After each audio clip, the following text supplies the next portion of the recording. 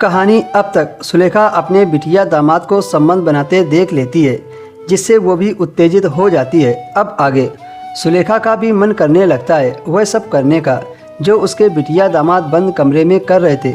लेकिन प्रिया की माँ सुलेखा मजबूर थी, वो चाहकर भी नहीं कर सकती थी क्योंकि सुलेखा का पति बीमार रहता था। सुलेखा वापस अपने कमरे में जाकर लेट गई। जब प्रिया और विक्रम दोनों शांत हो गए तब प्रिया फिर से अपनी माँ के बिस्तर में आकर लेट गई और इस बार लेटते ही वह सो गई। लेकिन प्रिया की माँ सुलेखा को नींद नहीं आ रही थी। करीब आधा घंटा के बाद विक्रम ने प्रिया के पास दोबारा से फ़ोन किया और कहा, मुझे नींद नहीं आ रही है, ऐसा करो तुम मेरे साथ लेट जाओ, मुझे अजीब लग रहा है। प्रिया नींद में थी तो उसने बस यही कहा, तुम अकेले सो जाओ, अब मैं नहीं आ सकती, माँ क्या सोचेंगी, कुछ तो शर्म करो, मुझे जोर की नींद आ रही है और आप भी सो जाइए। इतना कहकर प्रिया ने फ़ोन रख दिया। सुलेखा ने प्रिया का फ़ोन लिया और व्हाट्सएप पर कुछ देखने लगी।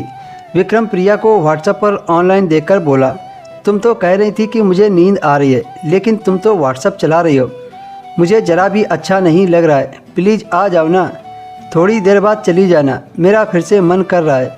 प्रिया की माँ रिप्लाई करती है, ठीक है, दरवाज़ा खोलकर रखो, मैं आ रही हूँ।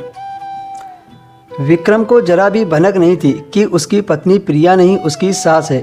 विक्रम ने कमरे का दरवाज़ा खोल दिया और वापस आकर अपने बिस्तर में लेट जाता है।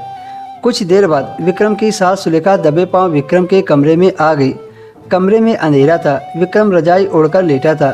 सुलेखा ने धीरे से रजाई उठाई और विक्रम के बगल में लेट गई। विक्रम को लगा उसकी बीवी है, उसने अपनी सास को बाहों में ले लिया। सुलेखा का साइज प्रिया के साइज से बड़ा था। प्रिया पतली दुबली थी और सास काफ़ी हेल्दी थी।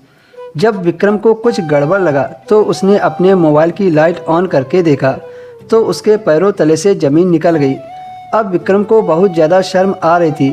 वह अपने मन में सोचने लगता है, ये मेरे से क्या हो गया। सुलेखा ने विक्रम से कहा, मैं अपनी मर्ज़ी से तुम्हारे पास आई हूँ, तुम्हें जो भी करना है मेरे साथ करो, वैसे भी मैं कितने दिनों से इसकी प्यासी हूँ, मेरी प्यास कोई समझता ही नहीं है, मुझे भी इसकी ज़रूरत है। तुम्हारे ससुर बीमार रहते हैं, अब बेटा तुम ही बताओ मैं क्या करूं, मुझे तुम्हारी ज़रूरत है और तुमको मेरी। फिर दोनों बेकाबू हो जाते हैं। दोनों यह तक भूल गए कि हम दोनों का रिश्ता क्या है। दोनों रिश्तों की मर्यादा को पार करके एक दूसरे को खुश करने लगे।